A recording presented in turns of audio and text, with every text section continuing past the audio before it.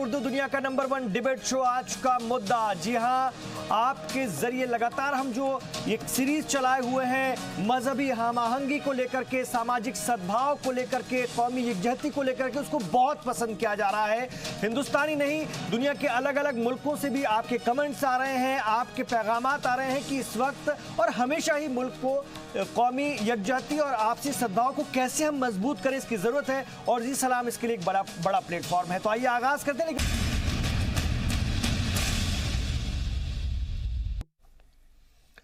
लगातार हम बात कर रहे हैं कि कैसे तहजीब, हमारी सकाफत, हमारा कल्चर हमें जोड़े रखता है। अलग अलग मजहब और मिल्लत होने के बावजूद भी हम एक कल्चर के साथ जुड़े हुए हैं और इस कल्चर से हमारी दुनिया भर में पहचान है। कैसे हम लोग आगे बढ़ सकते हैं मजबूती के साथ, इस पर हम लगातार बात कर रहे हैं। अयोध्या पर फैसले से पहले बैठकों का सिलसिला जारी है और गुज़िश्ता हफ्ते से तकरीबन हर रोज सभी मजाहिब के मजहबी रहनुमा, RSS लीडर, अलग अलग तंजीमों और फिरकों से वाबस्ता लोग, मुख्तलिफ मजाहिब के कायदीन बैठकर मुलाकात कर रहे हैं। और इसी सिलसिले में आज लखनऊ में इस्लामिक सेंटर ऑफ इंडिया में सभी मजाहिब के लीडरान ने मुलाकात की। यह बैठक इस्लामिक सेंटर ऑफ इंडिया की जानिब से ही बुलाई गई थी। मुलाकात के बाद ईदगाह फिरंगी महली के इमाम खालिद रशीद फिरंगी महली ने मीडिया से खिताब किया और कहा कि हम सबको मुल्क की सालमियत का ख्याल रखना है। फैसले से पहले और फैसले के बाद ऐसी कोई बात ना करें जिससे कि किसी के जज्बात को ठेस पहुंची। सुप्रीम कोर्ट के फैसले का एहतराम करना चाहिए। उनके साथ कई संत और हिंदू तंजीमों के ओहदेदार भी मौजूद थे। इनमें स्वामी सारंग, बिशप जेराल्ड साहब, आचार्य मोहन जी महाराज, ब्रह्म कुमारी राधा बहन शामिल थी। राजधानी लखनऊ से यह पैगाम दिया गया कि मुल्क की सबसे बड़ी ताकत हमारी मजहबी हम आहंगी है और हमें इसे लगातार मजबूती देना है।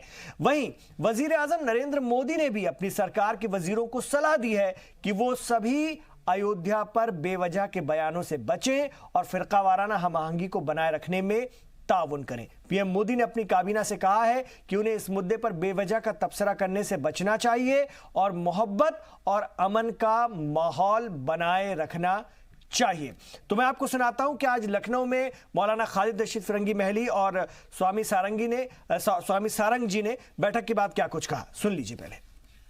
लिहाजा मेरे अजीज भाइयों दोस्तों, हम तमाम मजहबी रहनुमा आज इस स्टेज पर एक साथ इसी मकसद से जमा हुए हैं कि अयोध्या के सिलसिले में जो एक तारीखी फैसला आने वाला है, जिस पर ना सिर्फ ये कि पूरे मुल्क बल्कि इंटरनेशनल कम्युनिटी की निगाहें लगी हुई हैं, उस सिलसिले में कोर्ट ही को ये अख्तियार है पूरी सुनवाई होने के बाद कि वो क्या फ़ैसला देती है।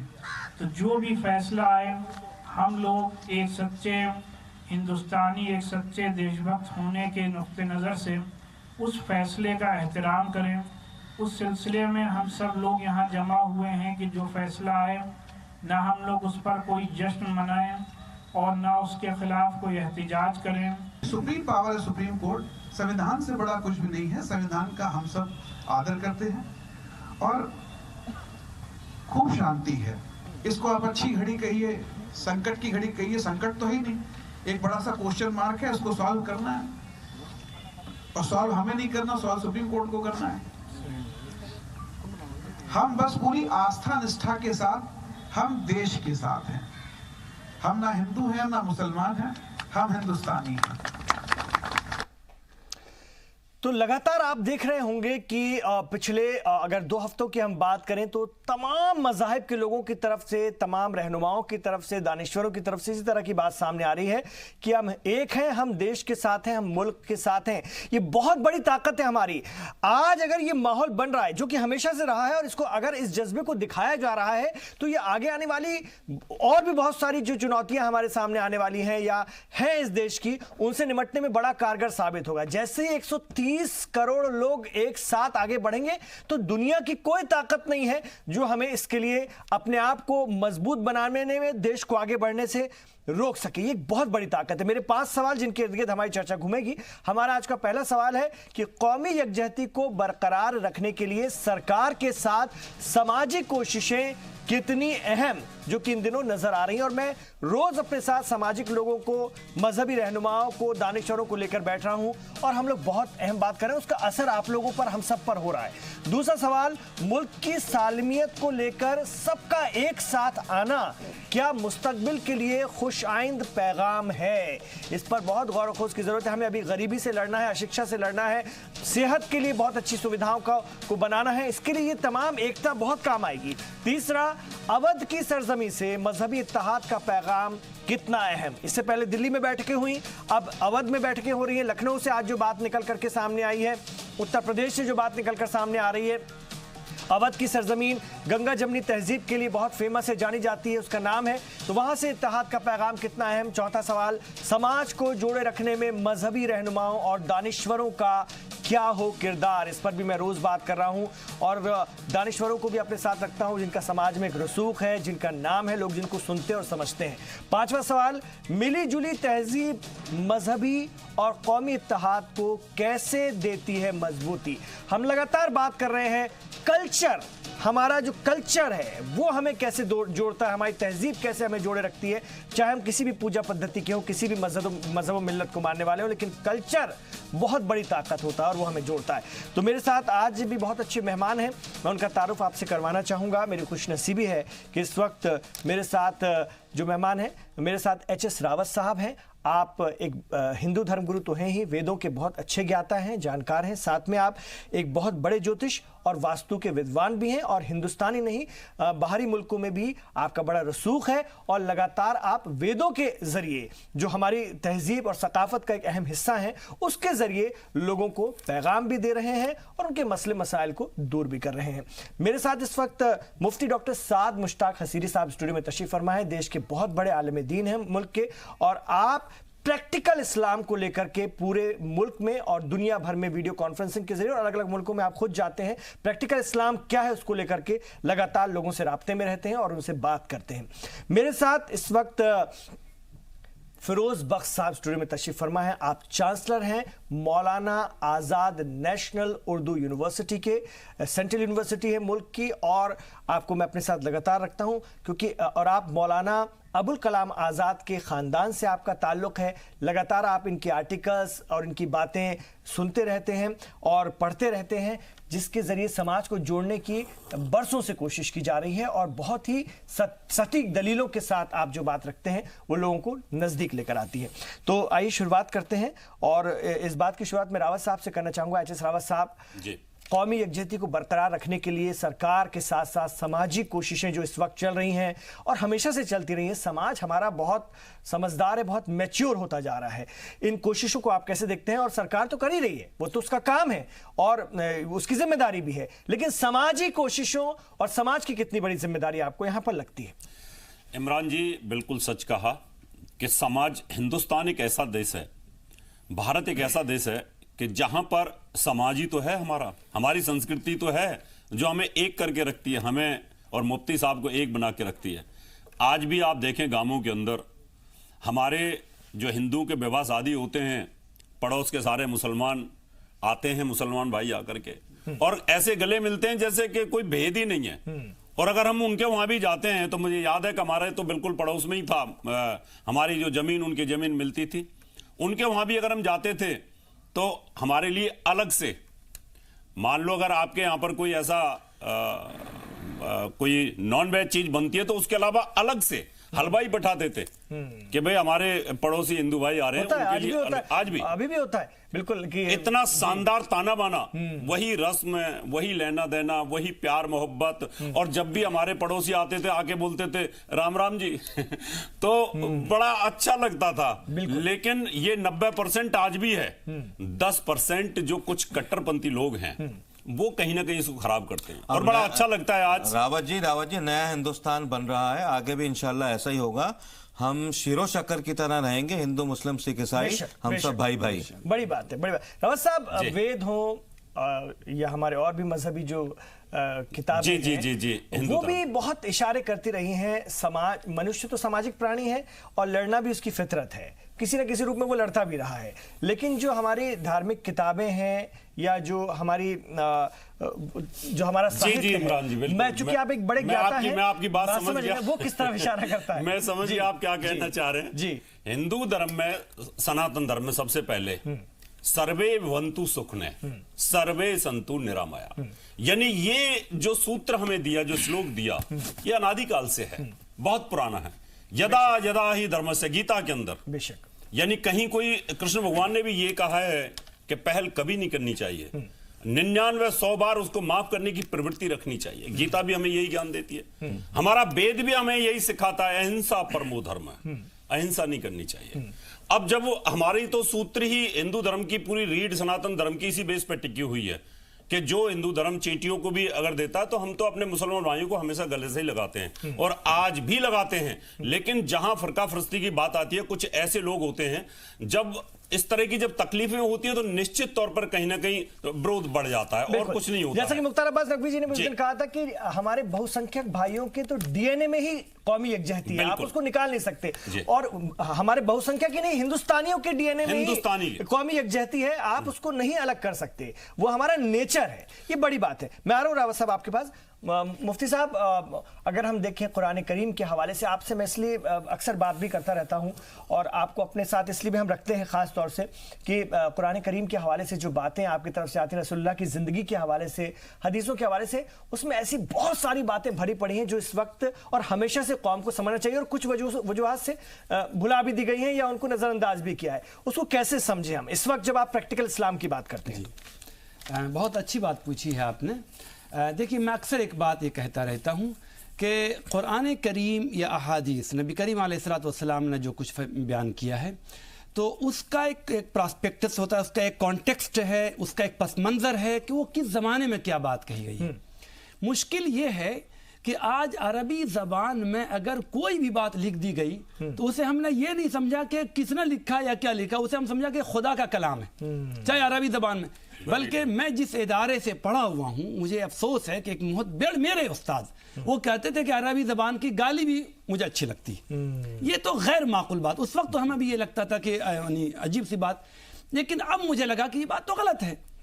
देखिए, ज़बान तो लैंग्वेज तो एक लैंग्वेज है, बेशक, तो हर चीज़ को, चूंकि इस्लाम वहाँ से आने के बाद एक गड़बड़ ये हुई है कि वही कल्चर, वही तहजीब, वही सकाफत, वही सब कुछ हम हर जगह लागू करना चाहते हैं। एक मिसाल के तौर पे देखिए, नाम के सिलसिले में आज कोई भी बच्चा पैदा होता है तो उसका हम अरबिक नाम रखना चाहते हैं। ये तो वहां का एक नाम था। अच्छा, देखिए कि वेस्ट इंडीज है या कहीं और भी है, साउथ अफ्रीका है या मलेशिया है, वहां पर तो ऐसा कोई ये नहीं होता। बिल्कुल। क्या अगर किसी आदमी का नाम बहुत बड़ा नाम हो और अबू बकर और बहुत बड़ा कोई नाम हो और वो आदमी अगर वो इंसानियत के रूप में ना हो तो क्या नाम से वो अच्छा इंसान होगा, अच्छा मुसलमान कहलाएगा? नहीं ना। लेकिन अगर नाम उसका कोई हिंदी जबान का हो, संस्कृति जबान का हो, इंग्लिश जबान का हो, लेकिन वो अच्छे काम करता हो, तो क्या वो नाम की वजह से क्या गलत होगा? बिल्कुल नहीं। तो देखिए, एक नाम की एक छोटी सी एक मिसाल दी मैंने। इसी तरीके से हम अपने पहनावे में, कल्चर में, बहुत सी चीजों में हमने डिफरेंसेस पैदा किए हैं। हमने यहाँ के कल्चर को ये नहीं किया है, बल्कि उसी कल्चर को यहाँ लागू करने की हमने कोशिश की है। ये हमारी भूल है, ये एक हमारी एक भूल है, ये हमारी गलती। यही वजह, एक मिसाल दी मलेशिया। साहब, मैं आपकी बात से बहुत अच्छे से सहमत हूँ। आपने कमाल कर दिया। आपने अपनी बुद्धिमत्ता को यहाँ पे जो रखा है ना, हम शम्स आलम नाम रख लेंगे लेकिन सूर्य कुमार नहीं रखेंगे। ये अगर काश ऐसा हो जाए, क्योंकि मतलब ऐसा पॉसिबल है मलेशिया में या दूसरे मुल्कों में होता है। हाँ। वो अपनी चाइना में भी यही होता है। क्या ये बताइए कि अगर उस नाम से कोई बड़ा आलिम हो, हजरत मौलाना सूर्य कुमार साहब तकरीर करेंगे तो सारे लोग कान खड़ा हो जाएगा। ये क्या बात हुई? क्या नाम ही के जरिए से इस्लाम और मजहब का फर्क कर रहे हैं? मलेशिया के एक बहुत बड़े आदमी, वहां के प्रेसिडेंट के पास अरब के लोग गए, तो वहां की मीटिंगों के बाद वो वहां के कल्चर में और नाच गाने का की मीटिंग थी, वहां वो गए, तो उन्होंने कहा कि आप वहां के इस गाने में जा रहे हैं। तो बर्जस्ता उन्होंने ये जवाब दिया था इस बात का कि हमने मजहब बदला है, कल्चर नहीं बदला है। तो ये चीजें, जो बात यह है कि हमारा जो तबका है, जो एक खास 4% 3% ही का है, वो जो विराजमान है, जो लीड करता है आवाम को, मुस्लिम आवाम को, अगर वो बहुत ज्यादा डीपली नहीं पढ़ेगा, समाजियात को नहीं पढ़ेगा, अखलाकियात को नहीं पढ़ेगा, कल्चर को नहीं पढ़ेगा, तो वही वो चीजें फैलाएगा। इसलिए बहुत सारी बातें, जैसे एक छोटी सी मिसाल देखूं कि कल उस दिन एक बात कही गई थी कि कुरान करीम में ये कहा है कि वो काफिरों को दोस्त मत बनाओ। ये एक बहुत बड़ी बात, और ये बात कही जाती है। देखिए, काफिर का मतलब हिंदू नहीं है। बहुत वाज़ेह लफ्जों में ये कह दूं मैं कि कुरान करीम ने जिसको काफिर या मुशरिक कहा है, वो हिंदू के माना में नहीं है, वो ईसाई के माना में नहीं है। बिल्कुल सही। ये बात गैर मुस्लिम काफिर नहीं होते, नहीं है, ये बात याद रखिए। देखिए, मैं गया पशुपतिनाथ एक मंदिर है वहाँ, ये नेपाल में, तो वहाँ लिखा था कि not allowed for non Hindu. वहाँ पे मेरे साथ क्रिश्चियन थे, तो उन्होंने कहा कि इस वक्त हम एक हैं, मतलब वो नॉन हिंदू ये किया। तो देखिए, मुसलमानों से वहाँ ये लफ्ज गया, वरना वो लफ्ज वहाँ नहीं था। वहाँ इन्होंने मुसलमान को और गैर मुस्लिम को ये फर्क किया। तो ये जो याद है, देखिए असल बुनियाद ये थी जो हम पढ़ते हैं कि काफिर का मतलब ये है कि जो गैर इंसानियत वाला काम करे, मार काट, कत्ल, गारत, गैर काम, इन लड़कियों को जिंदा दरगोर कर देना, ये इस मीनिंग में था। चाहे अगर वो कलमा पढ़ने वाला भी हो, अगर वो काम गलत कर रहा है तो वो भी इस जुमरे में आएगा। ये बात मैं दोबारा रिपीट कर दूं कि काफिर के लफ्ज का मतलब ये कि गैर इंसानियत वाला जो काम है वो काफिर है, चाहे जबान से 1000 मरतबा पढ़ता हो, लेकिन अगर गलत काम कर रहा है तो नाम की वजह से वो मुस्लिम नहीं होगा, बहुत गैर ही। इमरान जी, ये जी सलाम का एक ऐसा प्लेटफॉर्म है, मुझे लगता है, मैं आ रहा हूँ रावत जी आपके पास, मैं बख्श साहब के पास जाऊंगा। चांसलर साहब, मुझे लगता है जी सलाम का ये प्लेटफॉर्म है जिस पर अगर हम पिछले 5-7 दिनों की बात करें, हफ्ते भर की बात करें, तो जो बातें निकल कर आ रही हैं वो कमाल की हैं। वो, और हमें देखने वालों का रिस्पांस भी मिल रहा है, वो कह रहे हैं कि हमको इस तरह की बातों का इंतजार था, कोई करता ही नहीं टेलीविजन पर बैठ करके। ये बहुत बड़ी बात हो रही है, और ये बहाना जो भी हो सही, लेकिन ये मशाल जलती रहना चाहिए, ये दीपक जलता रहना चाहिए। बहुत आपने सही फरमाया इमरान साहब। आप कह रहे हैं पिछले 5-7 दिन, मैं तो ये कहूंगा कि जब से जी सलाम उर्दू शुरू हुआ है तब से ही इस पे बड़ी पॉजिटिव बातचीत चलती रही है। हमारी तो सोच ही यही है। बिल्कुल। और खास तौर से मैं आपको मुबारकबाद इसलिए देना चाहूंगा कि जिस तरह का मैच्योर आपका थॉट कंटेंट है और जो आपका थॉट प्रोसेस है, उससे समाज में एक बड़ा अच्छा मैसेज आप दे रहे हैं। जिस तरह से आपने एक मिसाल दी कि वो सूर्य कुमार ना रख के हम शमसुल इस्लाम रख देंगे नाम, बिल्कुल आपने सही फरमाया।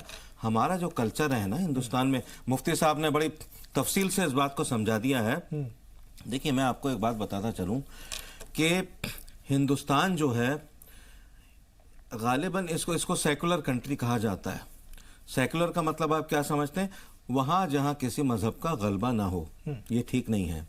मैं इसमें ऐड करना चाहूंगा कि सेकुलर का मतलब ये नहीं है कि मजहब से हटके, सेकुलर का मतलब ये तमाम मजाहिब की अच्छी जो इक़दार हैं, अच्छी जो बातें हैं, वो मिलके समाज बनाती हैं। चाहे वो हिंदू मजहब हो, चाहे वो हमारा इस्लाम हो, चाहे वो बौद्ध मजहब हो, चाहे जैनी भाइयों का मजहब हो, गर्ज के कोई भी मजहब हो, बाहर से जो लोग आए हैं उनका मजहब हो, ये सब चीज़ें मिलके एक अच्छा मुल्क बनाती हैं। एक चीज़ मैं और ऐड करना चाहूँगा, मुफ्ती साहब देखिए, आप तो बड़े काबिल आलिम और फाजिल हैं, मैं तो आपके आगे कुछ नहीं हूँ। आपने लफ्ज़ काफिर के ऊपर बहुत कायदे से बात करी।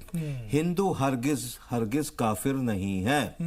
काफिर का मतलब मेरे नज़दीक ये है, वो शख्स काफिर है जो किसी खुदा में यकीन नहीं रखता। मुसलमान काफिर इसलिए नहीं है अल्लाह में यकीन रखता है। हिंदू काफिर इसलिए नहीं है कि वो मर्यादा पुरुषोत्तम राम में यकीन रखता है। ईसाई इसलिए काफिर नहीं है कि वो हजरत ईसा में यकीन रखते हैं। उसी तरह से जो लोग जिनका कोई मजहब है वो तो काफिर है ही नहीं। काफिर उस शख्स के लिए कहा गया, अच्छा लफ्ज नहीं है लेकिन फिर भी मैं बता दूं जो मेरी नाक़िस सी समझ है, बेकार सी समझ है, काफिर उस शख्स के लिए कहा गया, मुफ्ती साहब आप मुझे करेक्ट करेंगे, कि जिसका कोई मजहब नहीं हो, जो अल्लाह में यकीन नहीं रखता हो, जिसको अंग्रेजी में हम कहते हैं एग्नोस्टिक, ठीक है, एथीस्ट, उसको काफिर कहा जाता है। तो जो मतलब देखिए, फिरकों में बांटने के लिए आप कह दें कि मुसलमान हिंदुओं को काफिर कहते हैं, आज तक किसी मुसलमान ने हिंदू को काफिर नहीं कहा। साहब देखिए, मैं अभी आपकी बातें बहुत सुन रहा था और आप बड़े विद्वान हैं और चांसलर एक बहुत बड़ा पद होता है। देखिए, चाइना जो है ना वो काफिरों का ही देश बोला जाएगा आपके हिसाब से, तो ठीक है ना। मैंने ये भी कह दिया था काफिर एक अच्छा लफ्ज नहीं है। नहीं है, अच्छा लफ्ज नहीं है, और हम उस पर हमारी वोकैबुलरी में लफ्ज आ गया है। एग्रेसिव डिबेट में नहीं जाना चाहते। वो डेफिनेशन रावत साहब और ज्यादा बेहतर थी कि जो भी गलत काम करने वाला, मैं वही कह रहा जो हूं, भी गलत काम मुफ्ती साहब ने बहुत अच्छी बात की और आप भी बहुत अच्छी बात कर रहे हो, और हम तो सद्भावना पे बात करने के लिए तैयार हैं। देखिए, इस प्रकार से काफिर पूरा चाहना है, लेकिन वहां पर इस्लाम कुछ नहीं कर पा रहा। वो बात अलग है कि हिंदुस्तान के अंदर ही सबसे ज्यादा हिंदुस्तान ने बहुत परेशानियां झेली हैं, यहाँ परिवर्तन हुए हैं, जबरदस्ती किया है, लूटपाट, वो ठीक है, हम उस पर नहीं जाना चाहते। लेकिन मैं अपने हिंदू धर्म की बात करता हूं। हमने हमेशा सभी धर्मों को जगह दी है, आज तक देते रहे और अभी भी देते हैं।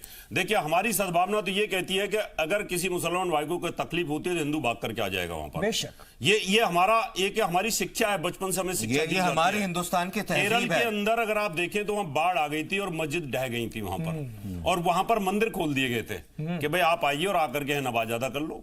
और यहां आप देखें लखनऊ के अंदर भी 2 मंदिर खोल दिए गए थे, आप यहां पे नवाज़ादा कर लीजिए। हमें अच्छा लगता है, क्योंकि हमें इस प्रकार का सिखाया गया हिंदू धर्म में कि किसी का आप अच्छा करोगे तो अच्छा हो जाएगा, और ये सोच है हमारी। हम आज भी अपने बच्चों को, रावत साहब, वो हमारी तहजीब रही है हमेशा से, कल्चर रहा है हमेशा से, हमारी संस्कृति रही है हमेशा से। मैं मुफ्ती साहब से ये उम्मीद करता हूं कि जिस प्रकार से आप यहां पर अच्छी अच्छी बातें कर रहे हैं, चांसलर साहब अच्छी बातें कर रहे हैं, अगर यही बातें अगर इस्लाम के मानने वाले लोगों को भी चली जाए कि भाई हिंदू के साथ प्यार से आपको रहना है, जहां भी आप रहते हैं उपद्रव ना करें, चाहे जम्मू कश्मीर की बात हो, तो बहुत अच्छा फील होगा। रावत साहब देखिए, बड़ी बात आपने कही है, ये प्लेटफॉर्म इसलिए तो दिया गया है, और इसको जो इस चैनल को तमाम लोग देख रहे हैं, और हमारी जो टारगेट ऑडियंस है वो भी इसको देख रही है, और लगातार ये मैसेज जा रहा है।